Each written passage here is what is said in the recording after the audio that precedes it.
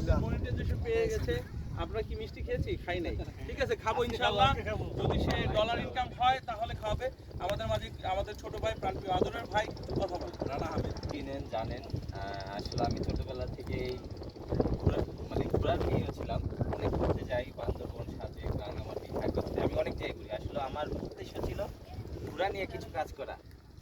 যেহেতু এখন আমি এমন একটা পর্যায়ে আসলাম যে এখন দেখি আমার অনেক ভিউ বেড়ে গেছে, তো ঘোরাটা বাদ দিয়ে এখনো ঘুরি, কিন্তু এখন ফানি ভিডিওর মধ্যে ঢুকে গেছি। আসলে ফানি ভিডিও করার কারণে এখানে যে আমি একটা ভিডিও ছাড়ছি, সুমন ভাই দেখলো, সুমন ভাই দেখে ওই ভিডিওটা লাইক কমেন্ট না করে এড়িয়ে গেল। আসলে এটা করা যাবে না। ফেসবুক এমন একটা জায়গা যে অন্যকে সাপোর্ট না করলে কখনো সামনের দিকে এগিয়ে যাওয়া যাবে না। এবং ভিডিওটা দেখবো এবং সবাইকে ওই জায়গায় গঠনমূলক কমেন্ট করবো। এই যে আমাদের এক বড় ভাই আসছে, যেহেতু বললো যে আমি ওই বছরে 12 লক্ষ টাকা আর্ন করছি এবং সে এখনো চলমান। আমি আরেকটা আপনাদের উদ্দেশ্যে বলতে চাই যে আসলে আমি ইউটিউব নিয়ে কখনো কাজ করিনি। আমি দেখেছি যে আমার এই ফানি ভিডিওগুলো ইউটিউবে 4000, 5000, 2500 পর্যন্ত অলরেডি হয়ে গেছে। আমি অবাস্তব হয়ে গেছি যে আমার এই ফানি ভিডিওগুলো ইউটিউবে এত পরিমাণ ভিউ হয়েছে। আমি কখনো ভাবি নাই যে আমি মাত্র 3 দিনে আমার এইভাবে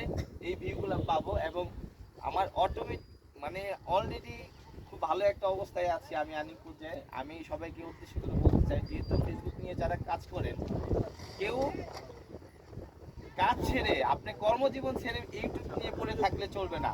আপনাদের কর্মজীবন থেকেই পাশাপাশি যতটুকু সময় আছে সেই সময়টুকু নিয়ে ফেসবুকে যদি কাজ করেন, ফেসবুকের প্ল্যাটফর্মে কাজ করলে আপনি ভালো কিছু করা সম্ভব আপনাদের দ্বারা।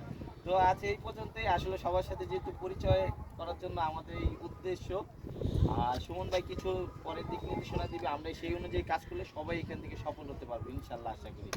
ভালো থাকবেন। আন্টি একটু বলো, আন্টি